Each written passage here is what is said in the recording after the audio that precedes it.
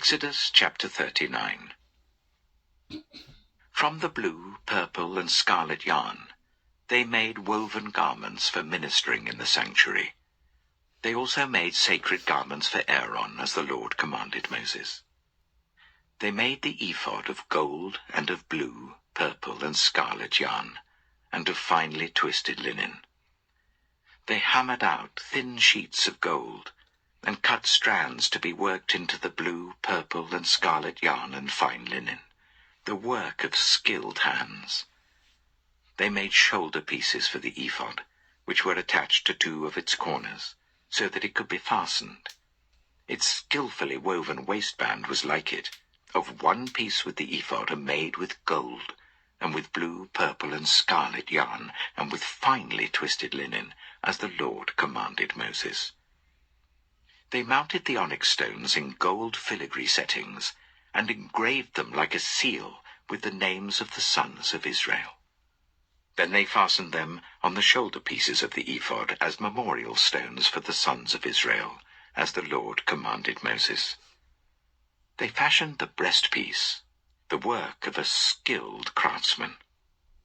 They made it like the ephod, of gold, and of blue, purple, and scarlet yarn, and of finely twisted linen. It was square, a span long and a span wide, and folded double.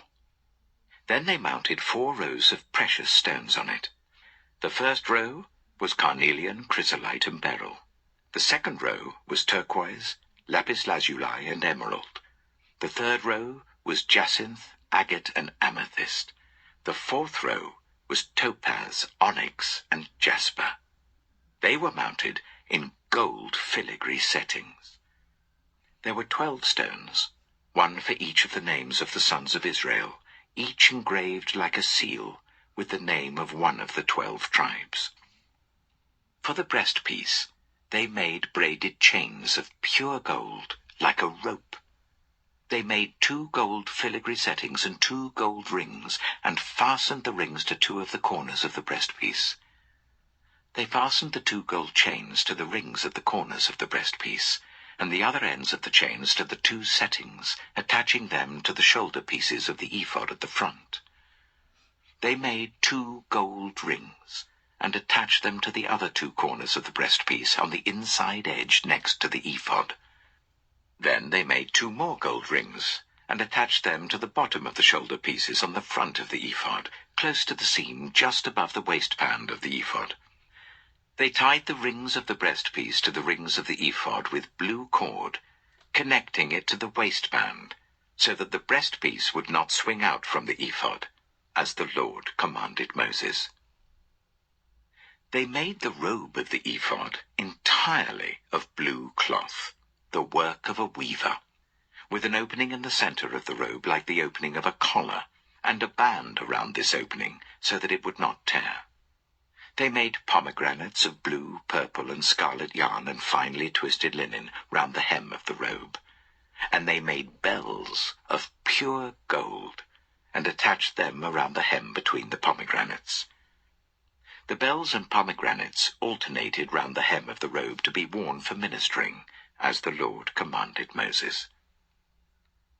For Aaron and his sons, they made tunics of fine linen, the work of a weaver, and the turban of fine linen, the linen caps and the undergarments of finely twisted linen. The sash was made of finely twisted linen and blue, purple, and scarlet yarn, the work of an embroiderer, as the Lord commanded Moses. They made the plate, the sacred emblem, out of pure gold, and engraved on it, like an inscription on a seal, "Holy to the Lord." Then they fastened a blue cord to it to attach it to the turban, as the Lord commanded Moses. So all the work on the tabernacle, the tent of meeting, was completed. The Israelites did everything just as the Lord commanded Moses. Then they brought the tabernacle to Moses, the tent and all its furnishings, its clasps, frames, crossbars, posts, and bases, the covering of ram skins dyed red, and the covering of another durable leather, and the shielding curtain.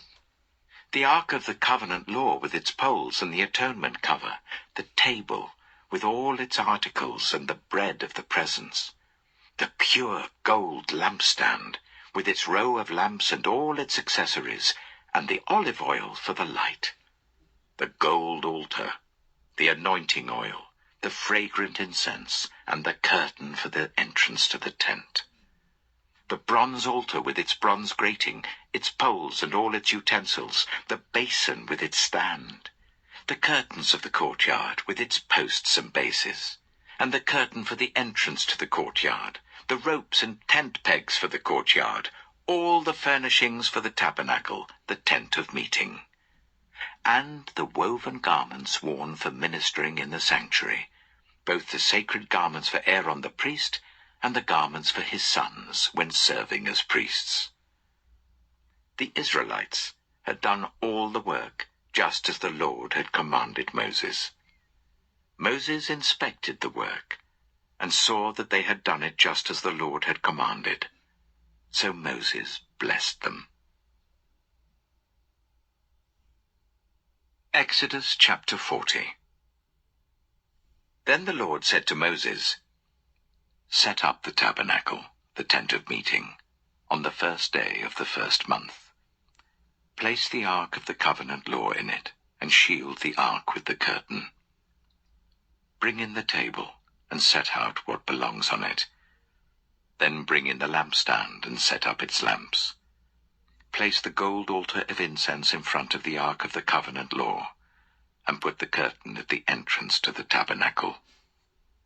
Place the altar of burnt offering in front of the entrance to the tabernacle, the tent of meeting.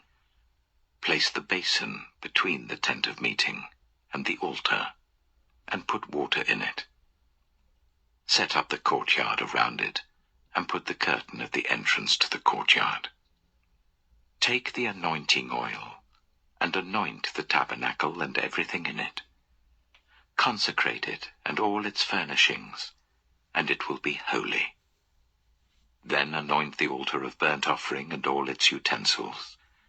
Consecrate the altar, and it will be most holy. Anoint the basin and its stand, and consecrate them. Bring Aaron and his sons to the entrance to the tent of meeting, and wash them with water. Then dress Aaron in the sacred garments. Anoint him and consecrate him so that he may serve me as priest. Bring his sons and dress them in tunics.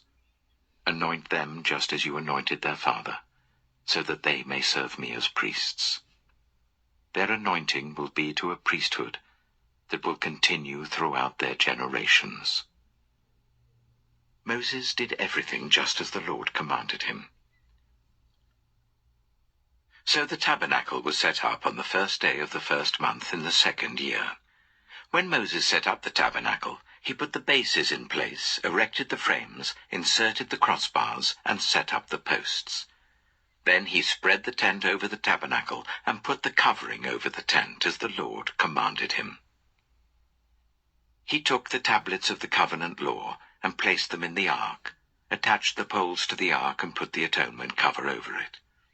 Then he brought the ark into the tabernacle and hung the shielding curtain, and shielded the ark of the covenant law, as the Lord commanded him. Moses placed the table in the tent of meeting on the north side of the tabernacle outside the curtain, and set out the bread on it before the Lord, as the Lord commanded him.